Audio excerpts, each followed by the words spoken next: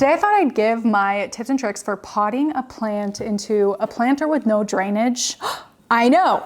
Potting into a planter with no drainage is definitely frowned upon in the plant keeping world, but me personally, it has become something I do all the time. I will be potting this Hoya globulosa longleaf, narrowleaf into this little planter here. And yeah, right now it has very, very substantial drainage, but it leaves the plant drying out all the time. So this is gonna be a really good solution for me to not have to water this as often. Tip number one, do no drainage with smaller sized plants. They just seem to do better. Even if you want to try the no drainage method with some larger plants, I think it's really beneficial to start off with smaller plants. You'll get a better idea of the slight adjustments you have to make to the plant's overall care and wellness. Small plants are just kind of easier to keep track of that way, especially smaller planters. You know, the bigger the planter, the harder it is to tell if the planter is completely dried out. So much easier to tell when a plant with no drainage needs to be watered if I can actually lift the plant comfortably just with my own two hands. Not any of those plants that require a full body squat, you know? And of course the smaller planters just dry out more quickly than the larger planters. Less air has to circulate through a small plant for it to dry. I've got my little, let me move all this stuff out of the way, my little tray here that I'm gonna be unpotting this globulosa in. I'm gonna unpot it.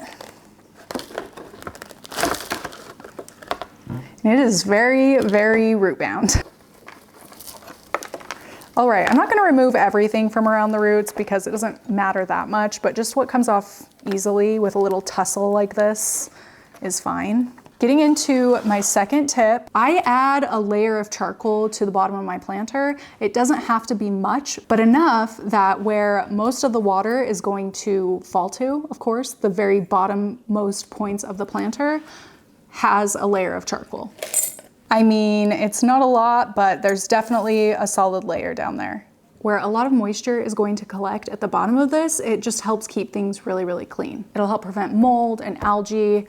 Tip number three, I'm gonna bring my globulosa, my work tray back up here, but tip number three is to use a very chunky potting mix. This might be the most important tip of the whole list. The way we're gonna avoid the substrate in our planter getting like moldy or rotty is airflow. Airflow is so important, which is why it's so often said that having drainage is really important so that all the water can drain out and air can dry everything out. So when we're potting in a planter without drainage, it's really important that there are enough air pockets from top to bottom to allow all of the potting mix to have access to oxygen is what it really comes down to. When there's too much competition between the plant roots and the bacteria that we can find down in the substrate, is when you end up with rot. By making sure that the air pockets are big enough for everybody to get the oxygen they need, there's just gonna be way less rot issues and nothing will get smelly in this like enclosed environment. My potting mix I like to use, it is a mix of coco coir, orchid bark, and cocoa chips. Also coarse pumice. Yeah, and I'll just mix that all up. And that is my mix. The coir, orchid bark, and cocoa chips help retain a little bit of moisture, but perlite, chips, and bark allow for the air pockets we really need. So this is the mix. I actually also had some sphagnum petals in my propagation container, but that's not as important to anything. This is a very light and fluffy mix that has, you know, enough moisture retention that it's not going to dry out too fast, but enough air pockets that nothing's going to get smelly or too compacted. I am just gonna go ahead and add this into my planter.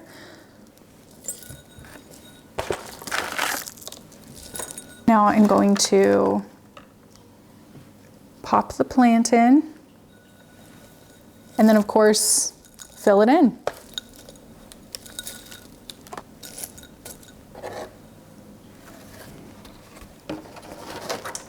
I made an absolute mess. That's okay. That's new. I'm gonna give it some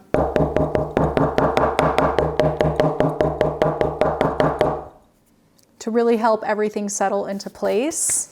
Also forgot to mention, but the ratio between the roots and the planter is also very helpful to keep in mind, because if a root ball more closely fills out the planter, it's going to be a lot easier to tell when the plant roots themselves are drying out around them, as opposed to if you use a big planter, it's a lot more difficult to see where the roots are kind of like what point the roots have grown to. When you go to water, it sometimes can be hard to tell if you're adding like enough water. Just because the plant is in the planter and you're watering it doesn't mean you're necessarily adding enough water to really thoroughly saturate the area surrounding the roots. So I do like to use like even slightly smaller planters than I normally would use for a method like this, which is also nice in its own way because they're more movable, less heavy.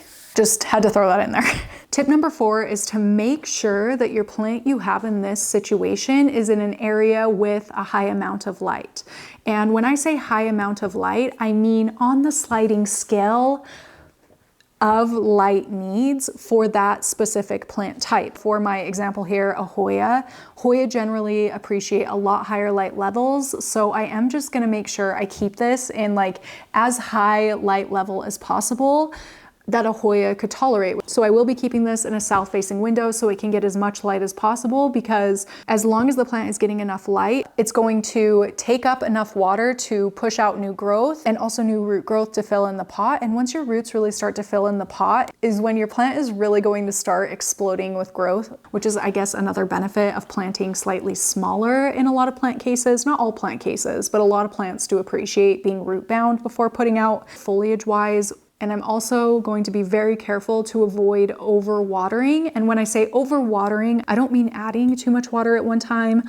I mean not allowing enough time between watering sessions for this to start to dry out, at least for whatever standing water ends up at the bottom to wick back up and dry out. That like wicking process that we're gonna end up with in here with all of these spongy, moisture retaining ingredients is the trick of this process, because I'm having to water like once every 2 weeks instead of like once every week in a porous, well drainage planter. Kind of cool. In some cases, I have done the no drainage thing with like porous materials, but I do definitely prefer and find it works best to use a non-porous material. Glass, crystal, ceramic, porcelain, whatever you find at the secondhand shop with no drainage, like as long as it's not porous, it can be a planter, a no drainage planter. Bonus tip that I just thought of, especially with my specific no drainage mix where I don't add any soil or what's it called? Oh my gosh, what's it called? When like bugs poop in the earth? Compost. Where I don't add compost or soil or anything that has too many nutrients in it. I do 2 things to make sure my plant always has the nutrients it needs. I'll sprinkle a little bit of Osmocote and water that in so my plant has nutrients available to it. You can also just water with like fish tank water, which is what I have started to do now that I have a fish tank set up, or your favorite liquid fertilizer. So yeah, that's my process. Easy as that. Here's a tour of all the plants I keep in no drainage situations and why I like to keep them this way. Starting here with this Ripsalis. This is a glass dish I thrifted, no drainage. I don't know, I just love the shape of this little container. I'm not gonna pull them all out. I do have a lot of Sansevieria growing here with no drainage. There's also a Burrows tail succulent I've been propagating in no drainage. This Tephrocarpus geometricus. This root ball actually sits in a plastic little tray in there. So, oops. Next row down, I have 4 more Sansevieria, well, 3 Sansevieria, 1 agave, and no drainage. This is what made me start to like succulents, because now they just do so well. They really do. There are so many great vessels out there that I would love to use for planters, but I don't want to like drill holes in all of them or find saucers for all of them. Right here on the TV mantle is my Philodendron micans, and not only is Philodendron micans a thirstier plant, I just feel more comfortable watering planters like this, so I know for sure my plants are getting a really thorough watering. I think that might be what this all comes down to. Golden green pothos, no drainage. Bathroom Sansevieria, no drainage. No drainage. I like not having to worry about water dripping everywhere out of this. No drainage.